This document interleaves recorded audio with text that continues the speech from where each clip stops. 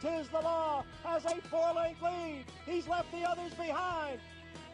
Live from the backstretch at historic Saratoga Race Course, this is Racing Across America. Racing Across America is brought to you by Pennell's Restaurant, a Saratoga tradition since 1922. 284 Jefferson Street, Saratoga, just minutes from the track. The Leah Auto Group, Leah Cars for life. Find them on the web at leahcars.com. The new Capital OTB wagering platform. Bet any place, anytime with the new Capital OTB wagering platform. CapitalOTBBet.com, the premier wagering site in New York State. And the Clubhouse Racebook. Can't make it to the track? Make it to the Clubhouse Racebook, 711 Central Avenue, Albany.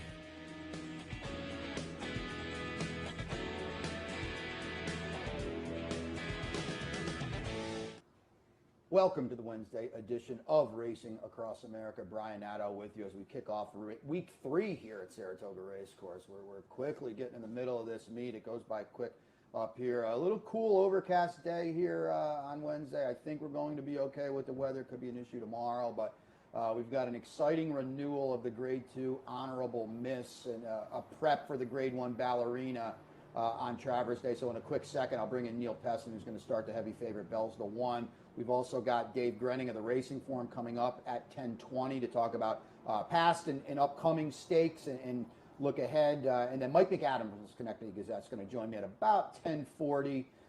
Mike is working on a Whitney piece for next week, of course, the Whitney next week. We'll talk a little Will's Way, who won the Whitney back in 1997, and some other doings here at Saratoga. But I'll bring in my first guest here on Wednesday, Racing Across America, Neil Pessin, trainer of Bells the One. Neil, got to see Neil up close over the winter at Fairgrounds, and Neil told me off the air, first horse you're ever going to run here at Saratoga, Neil, and I guess if that's the case, you're bringing the right one in here, huh? Yeah, I think so. I think she fits pretty well. Bells the One, Grade 1 winner, one of the better filly and mare sprinters in the country, comes in off a win at Churchill. I guess first and foremost, Neil, how's she been up here? Who's she with? I know you said you got here recently, but how's she taken to her surroundings up here? She's taken very well. We're in Al Stall's barn, okay. Stall number 1, the stall that Tom DeTot used to be in. So we got good company. She shipped in well. She's trained here a couple days, and looks like she handles it okay, but you don't know for sure up here until race day, because they don't call it the Graveyard of Champions for nothing. Yeah, Bells the One will start as a pretty heavy favorite. You're based at Arlington for the summer, with Churchill closing for a little bit as they renovate that turf course. Now, you said this will be the first starter, but you did say you've had a little history up here. Yeah, when I was assistant trainer, I worked for a guy up here, and I was up here for about 3 months during the meet, and after the meet was over, I stayed a couple months. Talk a little bit, before we get into Bells the One initially, talk a little bit about your background. I know you've been doing this for quite a while, saddled your first winner in 1985. How'd you come up through the ranks?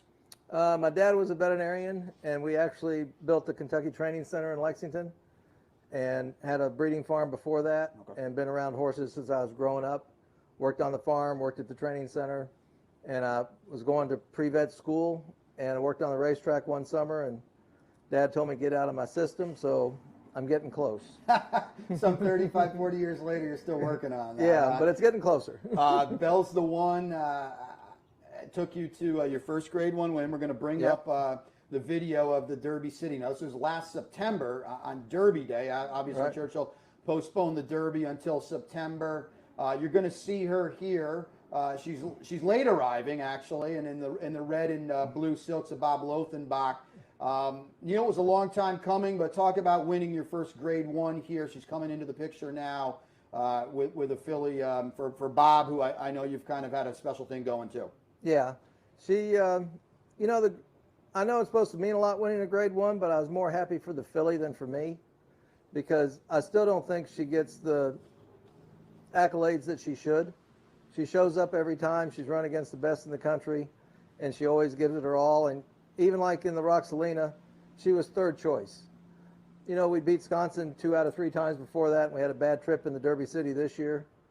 And, I was just happy for her more than for me. And that was Serengeti Empress. She was running Yes. down there, Kentucky Oaks winner, and Who's a no grade one. slouch. Yeah, no slouch at all, through and through. Talk about the relationship with Bob, who I know, he's a guy that spends a lot of money at the sales, and you purchased. She was purchased for $155,000 as a yearling. Talk about the relationship you've had with him. He's given you some really nice horses to work with, and how did that come about? Actually, through Chris Block. Okay. Because I started taking a few of the overflow that Chris had from Mr. Lothenbach, and then I just kind of started gradually working in, and I've got quite a few for him now. Most of the stable is his, actually. As I mentioned, $155,000 yearling. Did she stand out? I know she's obviously now a Grade 1 winner, and you talk to people and said that they knew from the get-go. Was she that kind of filly, or how was she as a young horse? The only horse I saw and knew from the get-go would be a Grade 1 winner was AP Indy. Okay. When I saw him at the sale, we actually tried to buy him privately, but they wanted too much and we couldn't get it done. But when I saw her, she's not the best conformed horse in the world. She walks a little wide. That's just her. But she was very, very athletic. And that's the reason we bought her, just for her athleticism. And we were hoping, you never know if you're going to have a Grade 1 winner when you buy them. They always, everyone says, oh, I knew she'd be a Grade 1 winner. Right. That's crap. So we were just hoping she'd be a stakes caliber horse.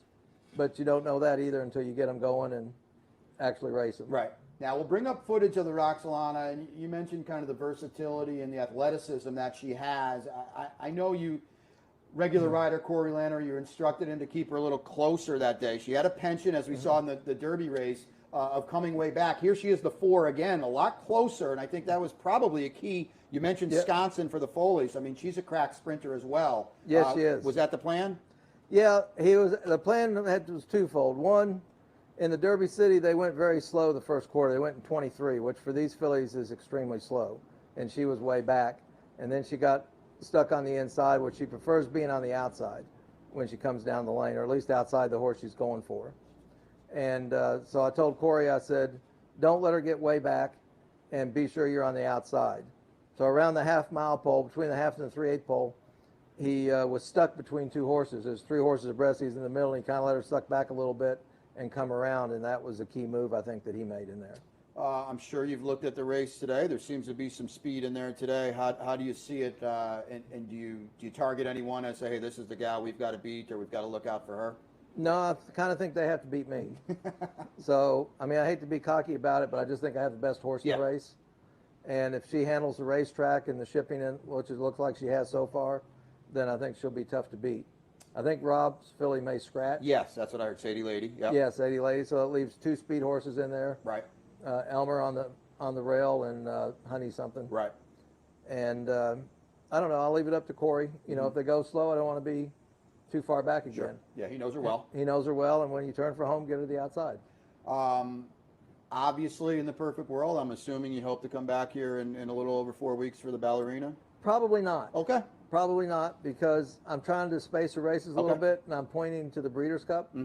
So ideally, there'd be a race the end of September, but there's nothing I know of right now. Right. So we may go to the Thoroughbred Club of America. Keeneland, opening weekend. But because of the herpes up here, we can't go straight back to Arlington. Okay. So I'm going to turn her out at the farm for 2.5 weeks. Okay. So and it would be a lot of shipping, because I wouldn't leave her here. I'd take her back with me. And it's a 16-hour van ride both ways. Yeah. And I don't think it'd be fair to her to do that. Right. Okay. So we'll skip the ballerina and probably point to the Thoroughbred Club of America at Keeneland. She is 4 for 4 at 6 furlongs. Is it her best distance, or is that more of a just kind of what it is? I think it all depends on how the race sets up. Because the Grade 1 was at 7/8. Right. So I think anywhere from 6 to 7 is her best distance. I'd like to try her to. At some point, we thought about doing 2 turns again, because the Alcibiades wasn't a fair test, because she broke slow and then got rushed around the turn wide, and the race was over after the first 3/8. Right. But she's doing so well sprinting, it's kind of hard to run her long. Yeah, for sure. And you know what you have already. Yeah. How is she as far as shipping? I know a lot of those races have been in Kentucky, but you mentioned the Breeders' Cup. Going to have to go out to Del Mar now. She's a seasoned filly. Is it any issues, or she's very... No, she ships pretty well. When she first starts out in the van, she might be a little nervous for about the first 2 or 3 minutes, but then she settles right down and ships well. The only thing with the Breeders' Cup is hopefully they have some arrangements for flights out there. Right. Because right now, Tech Sutton's down. I don't know if they're coming back or not, and FedEx is not ideal as far as shipping horses out there, and if we have to rely on them to do it, I don't know that I'll go. Right. I'd have to have a flight committed to horses to go out there. Sure. Okay. What has she done? I know she hasn't been here that long. I'm looking at a bullet at Arlington recently. What has she done since she's been here with Al? Anything significant, or got a feel for the track? Yeah, nothing significant. Yeah. She got here Sunday morning after training, so we just nothing on Sunday. Took her out Monday and jogged her, and Tuesday we jogged her and then let her gallop about 3/4 of a mile. You know, you mentioned to me that she's stable with Al. I noticed right off the bat this winter, being in New Orleans and at Fairgrounds for the entire winter for the first time, there's definitely a camaraderie there, I would say, with trainers. Obviously, you have friends that you know and help each other out, but I got a sense of it's much more of a root for everybody kind of feel. Not that it's not like that here, but I did seem to notice it's a little more of a family atmosphere there. Yeah, well, I don't know if Todd pulls for Chad a whole lot, well, or vice versa. but down there, yeah, you're in the same group of people. Yeah. Most of the year, a lot of them come. I'm with year round. Yeah. Do Churchill and Fairgrounds. Right. So, and most of them, for the majority, like anything, everyone has a rotten apple in the batch. Sure. But that no one roots for. But for the most part, everyone kind of pulls for everyone to do good, and they like to see, because basically a lot of the guys at Churchill are still the small guys. Right. There's a few big guys there, but mostly it's the small guys. Right. And everyone, it's hard to compete against the 200 horse outfits and have a horse that can be competitive with them because they've got most of the better horses. Sure. So when you see someone else do well, it's nice. Sure. How many do you have at Arlington for the summer? I've got 14 right now. Most for Bob, you said? Most for Bob. Anybody we should look at? I know Ready for Change started out really, really strongly this winter at Fairgrounds. Anybody you're excited about running? Not really. Got a couple of 2-year-olds, colts, that I'm not sure what they are yet. They act like they're okay, but we've only been 3/8 with them. Right. I bring them along pretty slow. Yep. So, but they act like they could be something, but like I say, you never know. I don't get too excited until we go 5/8. Yeah. Patience. Once we go 5/8, then you know if you have something. Any horse can go 3/8 and 35. Right. All right, Neil Pessin's going to start the heavy favorite today, and Bell's the one in the Grade 2 honorable miss. A little later, the feature on the Wednesday card. She won the Grade 1 Derby City Distaff on Derby Day last September and has been one of the best filly and mare sprinters in the country. Third in the Breeders' Cup last year, hoping to get back there again at Del Mar this year. Neil, I know you've been here before, but you're going to put the tack on one for the first time. All the best today. Thanks for stopping by. Thank you very much. Appreciate it. Neil Pessin joining us here on Wednesday, Racing Across America. Take a break here. When we come back, Dave Grening of the Racing Forum talk about prior and forward stakes. Stay tuned. Welcome to the West. I'm Scott Varley at Saratoga's latest and greatest high-rise luxury condo. Starting in the mid-5s, every condo here has 2 bedrooms and 2 baths and upgrades just like this. Check out these oversized private balconies. We also have a gym, a private lounge, and get this, a heated parking garage. To make a reservation for your private condo at the West, call or text me. I'm Scott Varley at 518-281-6808. Welcome to Albany County, an incredible destination to live, work, and play, with easy connections to more than a dozen cities from our vibrant modern airport. It's a short trip downtown to a hive of culture and amusement, from world-class shows at the newly renovated Times Union Center to reliving the past at the New York State Museum. From outdoor recreation to shopping to nightlife, Albany County has something for everyone. We'll see you soon. For 4 generations and looking forward to a 5th, Bruce Cerrone and his family have continued their 99-year tradition of delighting their faithful following with the finest authentic Italian recipes made with the freshest ingredients. Some things have changed in the last 99 years, but not Pinnell's commitment to the finest in Italian cuisine. Pinnell's Italian Restaurant, a Saratoga tradition since 1922. 284 Jefferson Street, just minutes from the track.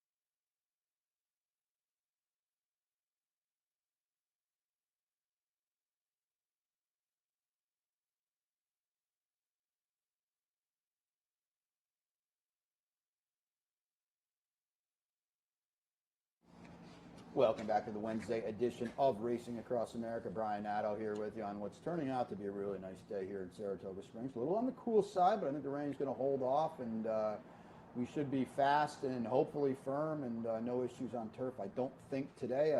Many thanks to Neil Pessin, who's going to saddle his first horse up here at Saratoga this summer, and Bells the one in the Grade 2 honorable miss. And as I mentioned, Neil kind of alluded to it as well. I like the confidence there. I think he knows he's saddling the right horse today. She's going to be a heavy favorite, Grade 1 winner. Looks to be odds on or really close to it, as she isn't apparently prepping for the ballerina. But Neil's going to bring a good one over to the paddock a little later today. So best of luck for him. It was good to see him up here in Saratoga. And my next guest is very familiar here with Saratoga and very familiar with Racing Across America. I'll bring in Dave Grening of the Daily Racing Form. Dave, good to see you up here on what is, I'm sure, a little hectic summer in Saratoga. Well, it's every day is an interesting day, a new day, and a busy day, but it's good to be here. And as you mentioned, it's a beautiful day. The temperature, it's cool and sunny and all good. I know it feels like Mike Allen and I talked on the Handicappers Report. It almost has a end of the meet kind of feel to it a little bit. Low 70s, getting cool at night. Not that it's really a complaint, but we really haven't had summer here in Saratoga yet. I'm okay with it. Yeah. You give me this 75 to 78 day in July, August, September, I'm fine. Bring it on. No doubt about it. We've had 2 Saturdays up here already, and we ran the Diana, obviously, and the coaching club last Saturday, which we'll get to in a second. But I always kind of feel, Dave, when it's Jim Dandy weekend and we always want to look ahead and we start thinking Travers, I really feel like the meat of the meat really gets going on Saturday. Well, one of the interesting things about this Saturday's card, I think we have 3 champions, reigning champions, going to participate. You have Essential Quality in the last year's 2-year-old champion in the Jim Dandy. You got Channel Maker, the turf champion in the Bowling Green, and you have Whitmore, the sprint champion, in a very solid renewal of the Alfred G. Vanderbilt. Yeah, the Whitmore, easy to root for. Just a warrior, I believe he's 8 now, Breeders' Cup sprint winner of last year, as you mentioned, 4-go winner of a couple years ago. Before we look forward, let's take a look back, though, on Saturday. We ran a 4-horse coaching club, American Oaks, a return of the Grade 1 winner, undefeated Malathat, Kentucky Oaks winner. We'll pick this race up on the backstretch. And Maracuja, who's soundly beaten in the Oaks, a 7th, I believe, for Rob Atras. Here she is kind of coming again on the outside, Dave. This was a hell of a race for a 4-horse field, and maybe you thought Clairiere and Malathat would throw it down. Not quite the case in what was really a big upset, huh? Yeah, Maracuja was, earlier in the race, was up on the pace. In fact, Maracuja was where Clairiere was around the turn, right at Malathat's throat latch. And then when Irad made that move on Clairiere to press her, Santana made a decision, hey, I'm going to let her do that dirty work. I'll take back. And it was just a matter of whether she could come again. Maybe in Santana's mind, he was thinking, I'll come back, I'll take back and rally, and I'll get second, and everyone will be happy if you're second to Malathat. And I think even Rob Atras went in there thinking, if I'm second to Malathat, I'll be happy. Malathat got, first Maracuja, then Clairiere, and with Maracuja having something left to come at Malathat with, just enough to get up and get the victory. And, you can't, I know Todd mentioned that the horse was Malathat, Todd Fletcher mentioned Malathat was off the layoff, but so was Maracuja, who missed a little time. She was actually pointing to the Mother Goose, missed that with a little bit of a setback, and then he, credit to Rob Atras getting her ready for these, for this spot. Also in the springtime, in the wintertime, he did a nice job. He ran her in 3 sprints and had the really good foundation under her to go into the Gazelle, where she ran a very credible second to Search Results, who's validated that result by running terrific in the Kentucky Oaks second and then winning the Acorn. So, Maracuja was running against quality horse. You just didn't think, I'm not going to red board and say, wow, you could make a case for Maracuja to win. You could make a case for Maracuja to be second. Yes. And maybe fill out a halfway decent exactive. But as far as beating her, just if she would have had a recency race, maybe. But, just Malathat just didn't go on. I don't think Malathat wants to be on the lead. Yeah, she kind of fell on the lead, right? And I think the plan was run away from there, let someone clear me. How many times have you seen John Velasquez do that? Yeah. Let someone run away, let someone clear, pop up to the outside, stalk, and win. That didn't happen here, but that's what I think was the mindset going in. I mentioned, dating myself, you'll remember this, I mentioned Touch Gold in the Belmont. Like when he was on the lead, came back and came again. You never ever see that, and it's a credit to the filly to do that. Sure. Ricardo gave her a great ride. As you mentioned, Irad kind of forced the hand a little bit. You just never see a horse involved early, dropping back, and coming again. And Rob's got a really nice filly going forward, and all things being equal, we knock on wood, we see it again, right, in the Alabama? I would think that's the plan, to see these two hook up in the Alabama. And I think Todd Pletcher, this trainer of Malapat, would like to see a bigger field, a more, I hate to say truer run race, but just a differently, these 4-horse fields kind of get a little, wanky a little bit. And, it gets, there was supposed to be more in there. The quarantine situation, Kenny McPeak was going to run 2 in there. It didn't play out that way. And I think one of those 2 would have been Speed, and it could have played out differently. But no, taking 0 away from Maracuja, who ran a very good race and looks to have a bright future. Yeah, for sure. And Rob's first grade 1, so kudos to him. We keep thinking of the late great Harvey Pack up here, and Harvey, the longest shot in a 4-horse field, he gets it done at 14-1. Big number. Yeah, and she had done this before. She had run well at a 1.8 miles before, so it wasn't something that she was like just trying something she hadn't done before. She actually did run a credible race in the Gazelle, and she didn't run very well in the Oaks because she didn't break very well. She broke. This was the best she's broken in a race, got out of the gate in a race, and helped her win.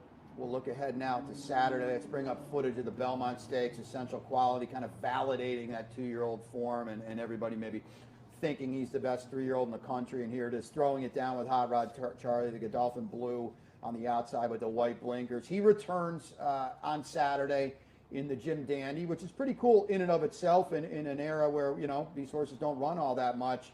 Your feelings from Badcocks, and I know I talked to Mike Welsh last week, your colleague, was pretty impressed with how Essential Quality is doing coming up to this race, which obviously is not the end-all be-all. Right, and it's sort of the fine line that the trainers have to balance here between having the horse ready to win and also making sure there's enough to get to the race that you really want to win. I'm not saying they don't want to win the Jim Dandy, but if you could only win one of the 2, the Travers is the one that they really are targeting. I don't think it would have been wise to wait 12 weeks to go from the Belmont Stakes to the Travers. It's something that I think Birdstone might have been the last horse to do that, and very few have tried since. Tappert comes to mind, who had tried it and didn't get it done, and maybe one other horse even tried it.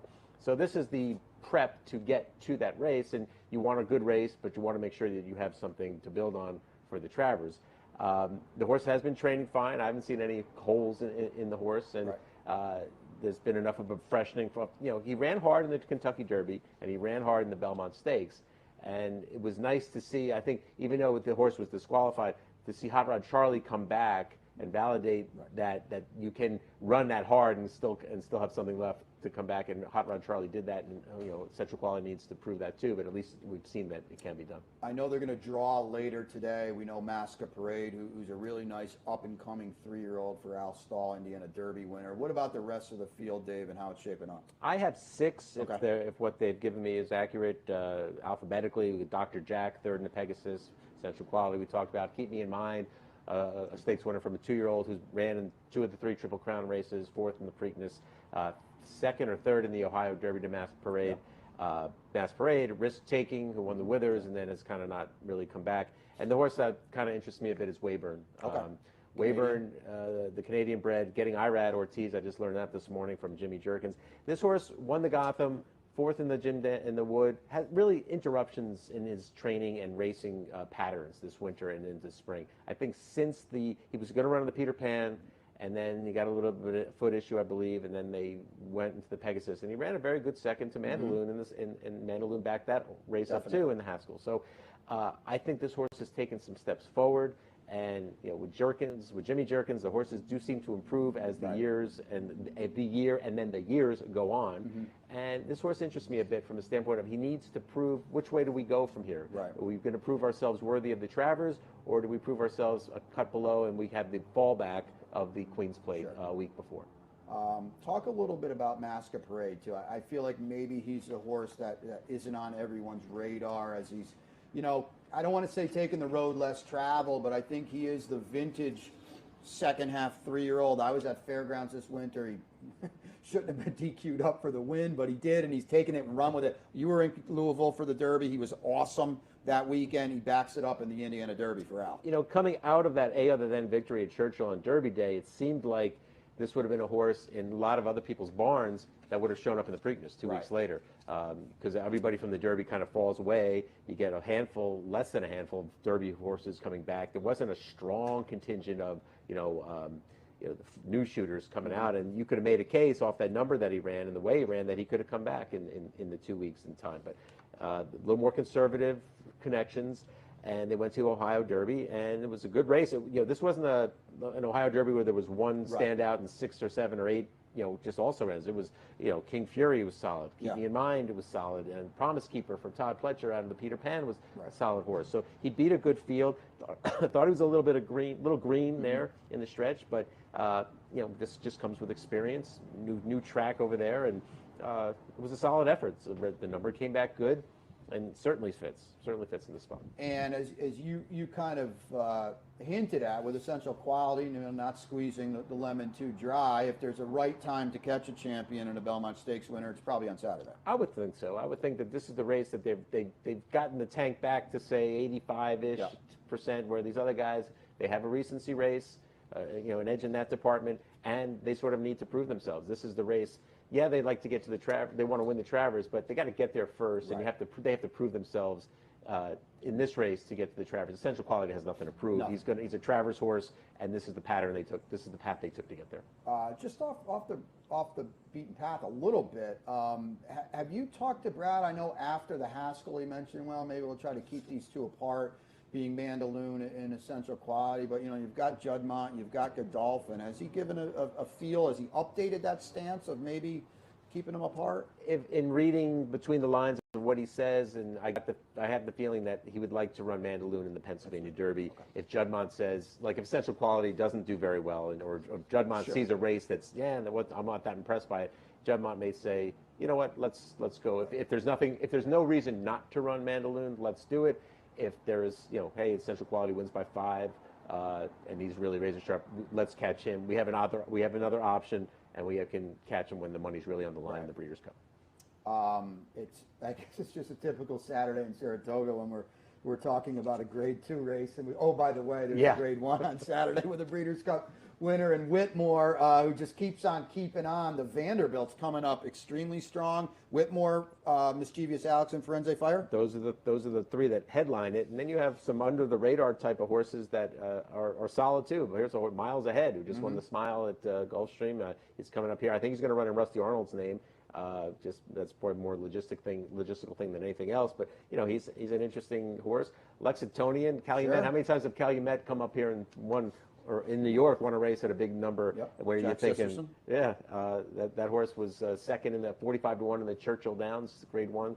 Didn't run very well the last time out, but he's coming up here. I have Strike Power, Steve Asmussen, a solid horse who used to be with Mark Hennig, and then a horse that's coming off a decent race in the neighborhood of 3 Technique for Jeremiah Engelhardt. So it's a solid, looks like a solid 7-horse field.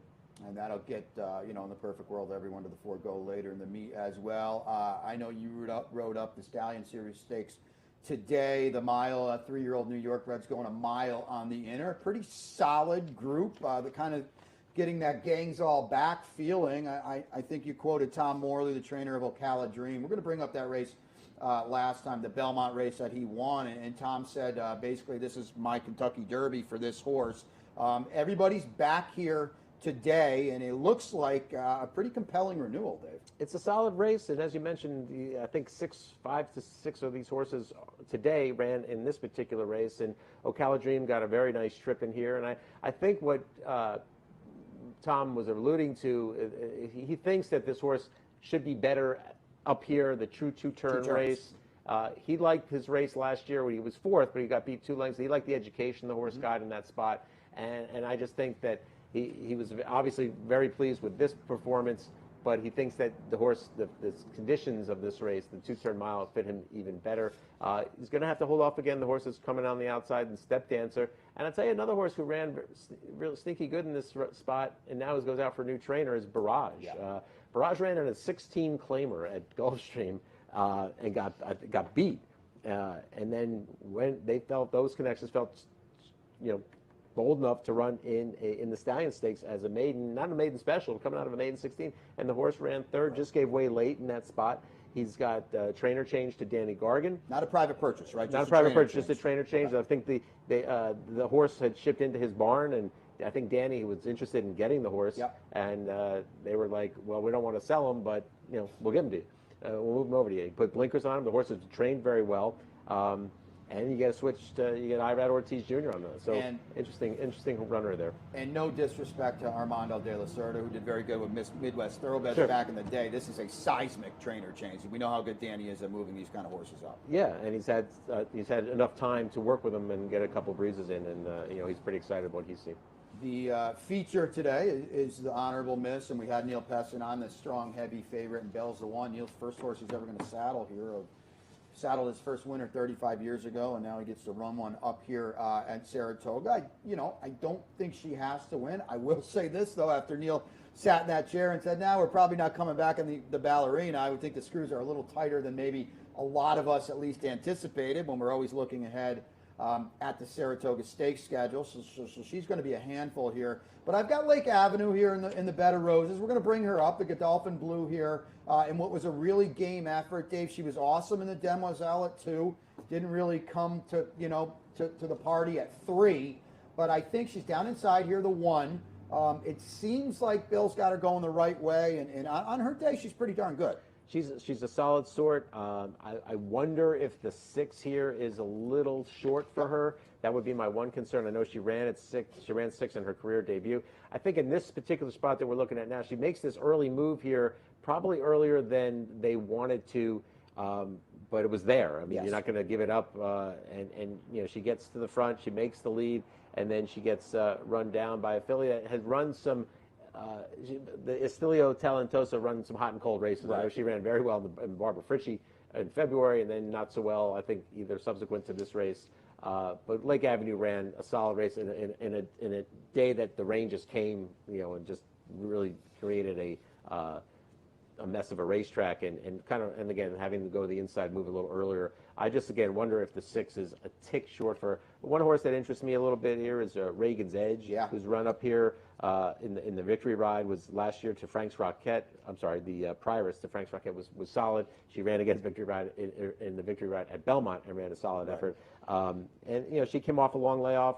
Probably would have to think she'll benefit from the 3rd place finish and the 2 other than and take a step forward. I will be interested in, I think there's enough speed in here.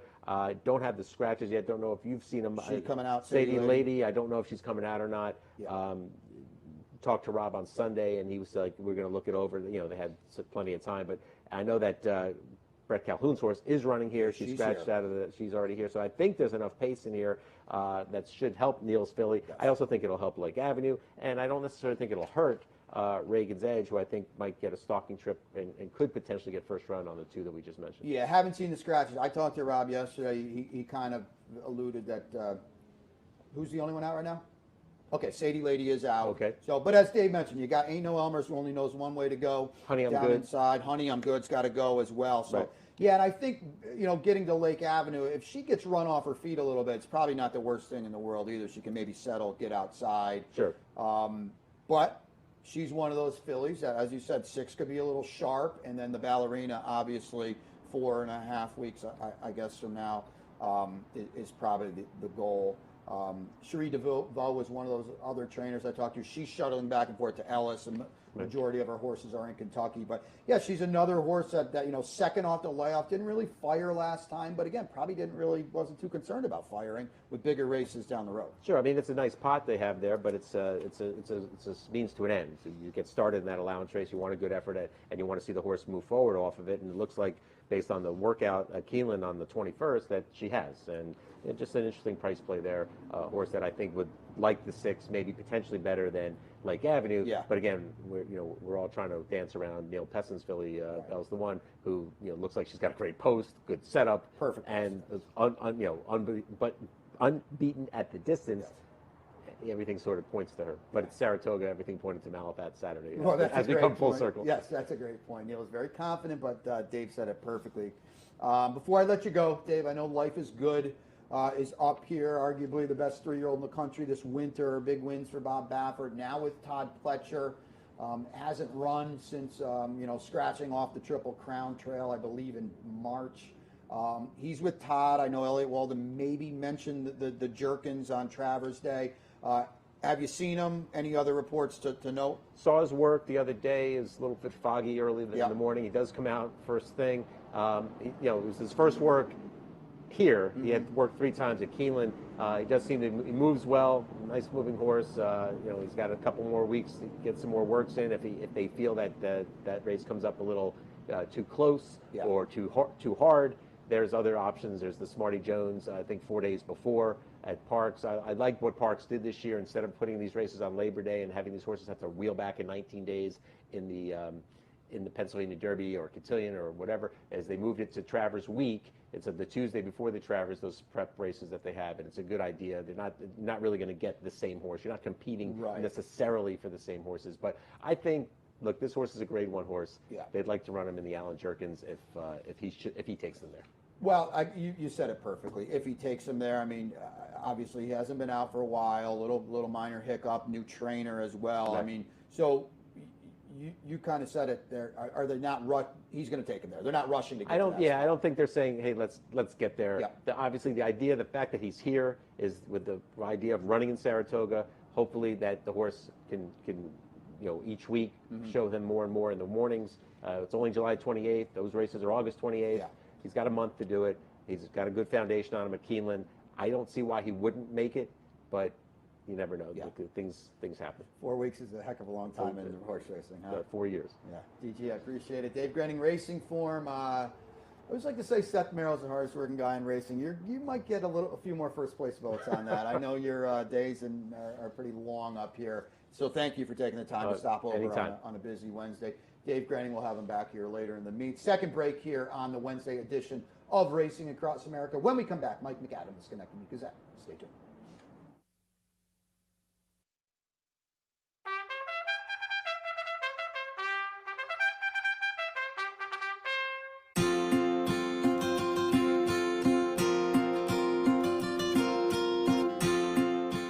The lineup, they're all set now for the juvenile filly.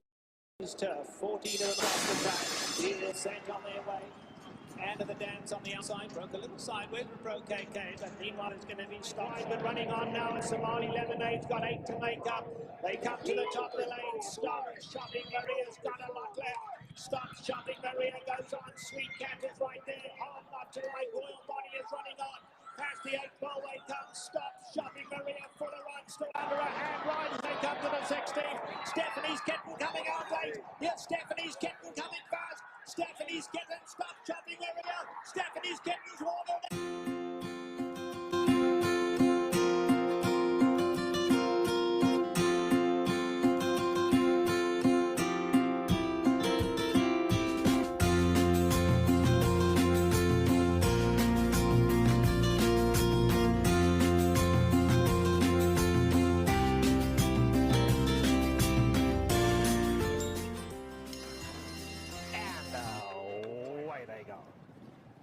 Watched the chances, broke smartly, but so did Terra from the Cape. On the inside, Sky Lantern, the grey going well. If he can get through. Sky Lantern, the grey, looking for somewhere to run. Wide open. It's Terra from the Cape hanging on. Terra from the Cape tries to go all the way. On the outside now, here comes Flotilla in the light blue. Flotilla is absolutely flying. Watch the chances in there too. But Flotilla has gone right on by. And Flotilla is coming home to score. Flotilla has won it just about 2 in the end. It'll be Watch the Chances, Summer of Fun coming on to finish third.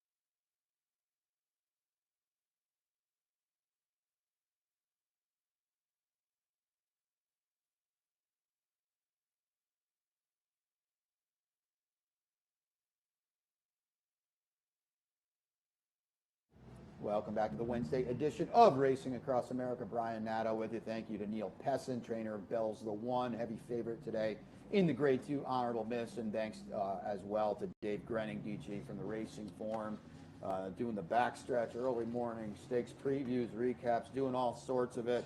My next guest doing all sorts of it too, and Mike McAdam, longtime friend from the Schenectady Gazette, and Mac, one of the last stalwarts upstairs in the press box, I think, at Saratoga. I haven't been in there in a little. Sparsely populated is a good way to describe it, but there's still some hardcore diehards like me and Dave Grening, of course, and Tim Wilkin, who are there every day. So 300 Spartans. I had, my goodness, I'm getting my last Wednesday, I'm getting my days mixed up already. Jason Blewett was up here, and I actually saw Eric Donovan on Saturday night as well, and that was my foray into racing back in 2006 when we were in the back cubby, and Mike McAdam and our buddy Phil Janak right outside the wall. That seems like about 150 that years was ago. just free entertainment for us because we sat there and listened to you guys all the time. And I was telling Jason this last week when I ran into him, I remember when you were working for those guys, and Jason and Eric were back in the room there, and Phil and I just sat there and cracked up. It was just a free comedy show. And then at one point you walked out to go make a bet or something, and I remember Jason saying to Eric, "Who is this guy taking our money?" Oh, that was a lot of fun. So it was just like endless guffaws and laughs from me and Phil just listening to you guys go at it back there. And Phil now down at in the sunny South Florida at Gulfstream Park with the crew down there. Doing well, does the Preakness every year as well. So yeah, we miss him up. Is he up here actually? I know he is. Yeah. Okay. In fact, I know he's got the summer off a little bit. In fact, he won't mind me disclosing this. We were going to get a beer yesterday, and he was out on his motorcycle and got caught in that torrential thunderstorm and had to bail out and said, we'll try again next week.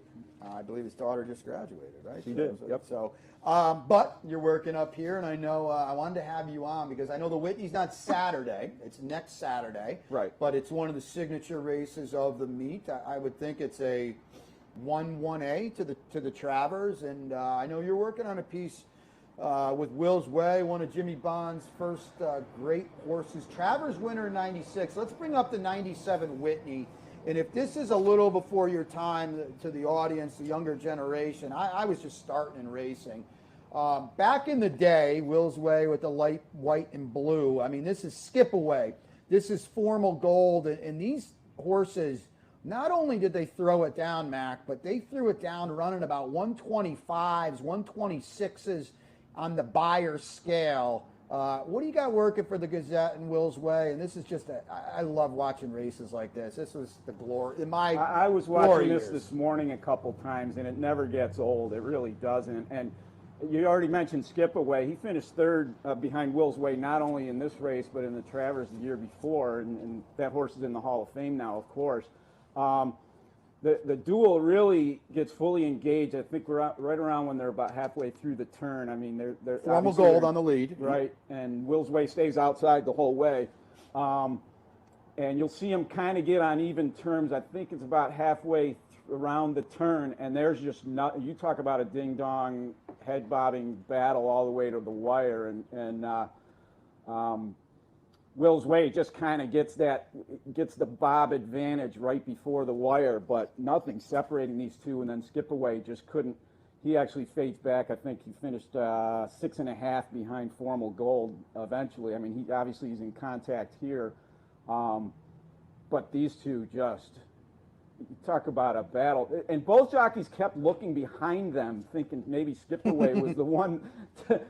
Meanwhile, not realizing the one right on your shoulder might be the one that you need to pay attention to. But just absolutely nothing separating them. Game effort, winning race by both horses.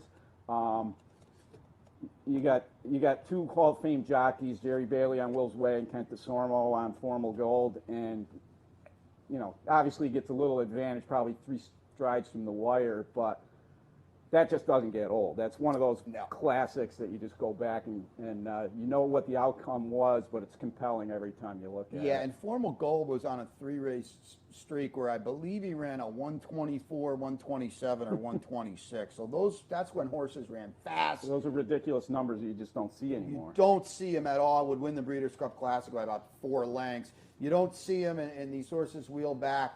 And Will's Way, like I said, that was in the midst of Jimmy Bond's, like, he had La Carriere was the first. Will's Way came along, and then Barron's came along. Travers lost by that much to Deputy Commander. Yeah, and then Raffy's Majesty, too. But I know Will's Way is kind of, you know, close, that everyone kind of remembers up here with 2 great summers. So what have you kind of got in store?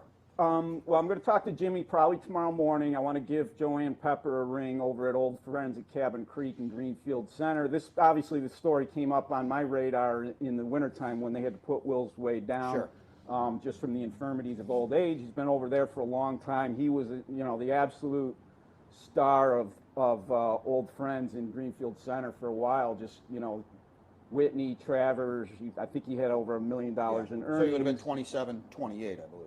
Yeah, and so December he was euthanized, and that's when the light bulb went on. When Whitney rolls around, I got to do a story on this guy, kind of a retrospective a little bit. One of the things interesting that I was nosing around and dug up this morning was there's only 8 horses who have won both the Travers and the Whitney. Of course, the Whitney's first run in 1928, and the Travers been around since the Civil War. So I'm just going to read these off.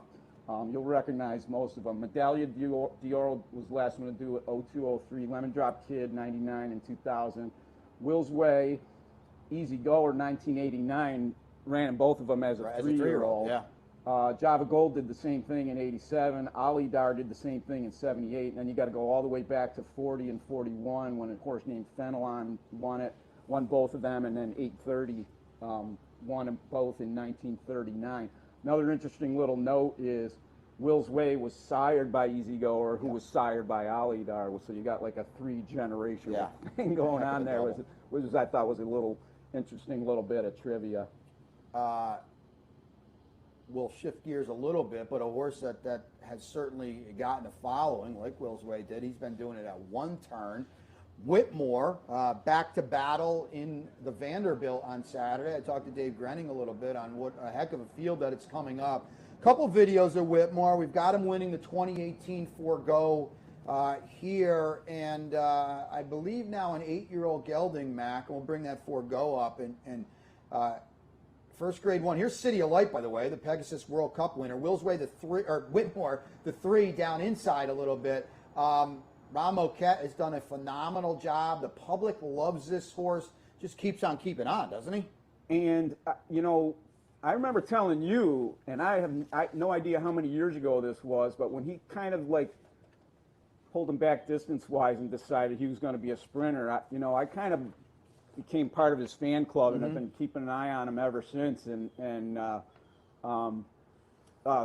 For the shame of me to not bet him in the Breeders' Cup last year, and that's my guy.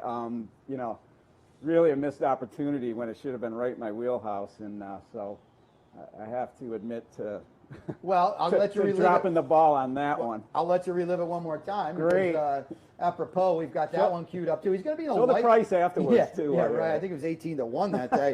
He's going to be in the light silks here. I believe he's the 7. Okay, so he's in the light-colored silks, not the darker ones. And I know BGB's in on this horse, Bob Lapenta. But here he is down inside, and he's running this race 4 times, and he couldn't quite get it done. Quite frankly, he couldn't quite get it done as a better, more informed horse. Right. But here he is down inside, sifting out a little bit. I know Wayne Catalano, who trained, the name's going to escape me, was mad that Whitmore beat his horse to the spot. But here he is just blowing the doors off the Breeders' Cup Sprint. He's back in the Vanderbilt on Saturday. Easy horse to root for. Can't wait to see him, and he had a ground-saving trip for the bulk of that race, which probably had a factor. But like you mentioned, pick that perfect spot to just tip out and get some running room, and then show what he can do. One more before we let you go, and I talked to Dave Grening about the Jim Dandy field on Saturday, the return of Essential Quality the Belmont Stakes winner. But let's bring up Masquerade winning the Ohio Derby for Al Stahl. And as I mentioned with Dave, he's the quintessential second half, getting good at the right time 3-year-old on the outside, the 10 horse. Al's bringing over a pretty serious horse on Saturday. Seems like there's a little bit of that going around as far as late bloomer types, and I actually circled Masquerade as one that was interests me a little bit. I mean, Essential Quality obviously is a horse to beat, but if you're looking for somebody underneath or maybe a little bit of an upset possibility, getting good at the right time. I'm going to try to track down Al tomorrow morning and just get a little more insight on this horse, but yeah, there seems to be a little bit of a pool of 3-year-old colts that are kind of figuring it out. You know, obviously First Captain is running this weekend. Curlin on Friday, yeah. Correct. And so interesting. I'm definitely going to take a hard look at him, and we'll have some win place money on him for sure. It's that time of the year, especially, we're always looking forward to the Travers, but it's that time of the year where the early season 3-year-olds now are morphing into the summer, and how do they come out of the rigors of the Triple Crown Trail, and they face a fresh batch of new horses. And Masquerade is certainly at the top of that list. You know, he's not as battle tested as Essential Quality in some of the, you know, the Mandaloons and Hot Rod Charlies of the world, but that's not necessarily a bad thing when you're talking midsummer, and a lot of horses with, you know, with some miles on them. So take note of him on Saturday, as Mac alluded to. First Captain as well on Friday in the Curlin for our buddies at West Point and Shug McGahee. So we're just getting going here in Saratoga, but I don't know if it's to the detriment or what. It's never too early to look. We always want to look forward as handicappers and as columnists. You can find Mac every day in the Gazette, pretty close? Pretty much.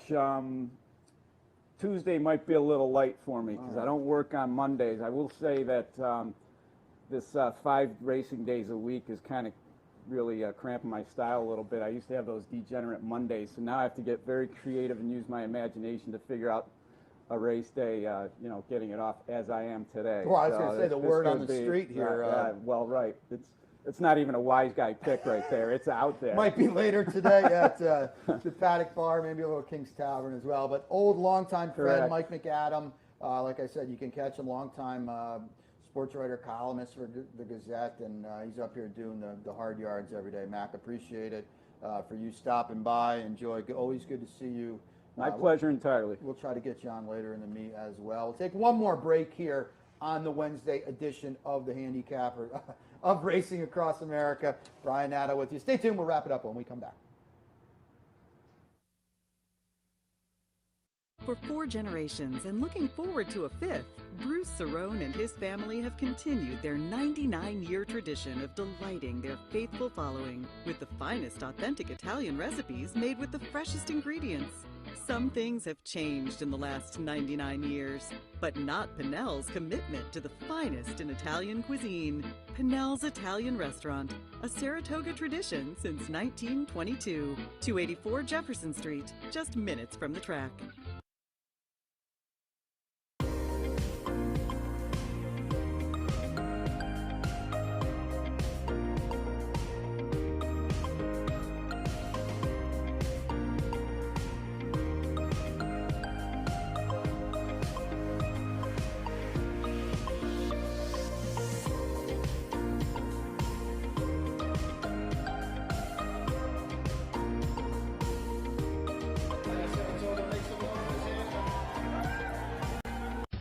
The best place to find your favorite teams, your favorite food, daily drink specials, and wagering on live horse racing? Legends Field Sports Bar, 711 Central Avenue, Albany.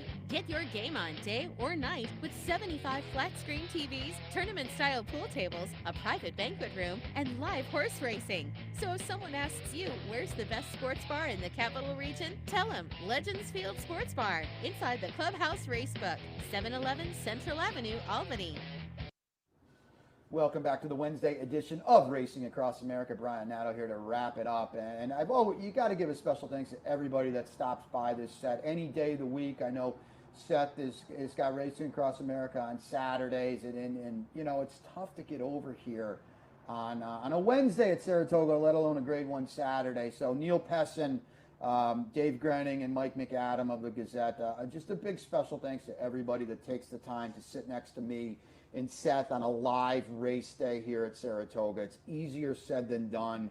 So I can't say it enough. A special thanks to all those guys. And best of luck to Neil today in the Grade 2 honorable miss as he saddles his first horse here at Saratoga in a pretty long and successful 35 years running and still going strong career. So that's pretty cool to see. We wish Neil the best of luck. And that'll wrap it up here to start of week 3 at Saratoga. The Stallion Series Stakes today, as well as the Grade 2 honorable miss.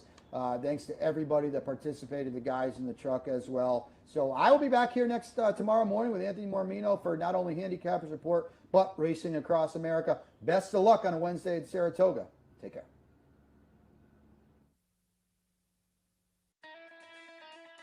You've been watching Racing Across America. Racing Across America has been brought to you by... Racing Across America is brought to you by Pinnell's Restaurant, a Saratoga tradition since 1922. 284 Jefferson Street, Saratoga, just minutes from the track. The Leah Auto Group, Leah Cars for life. Find them on the web at leahcars.com. The new Capital OTB wagering platform. Bet any place, anytime with the new Capital OTB wagering platform. CapitalOTBBet.com, the premier wagering site in New York State. And the Clubhouse Racebook. Can't make it to the track? Make it to the Clubhouse Racebook, 711 Central Avenue, Albany.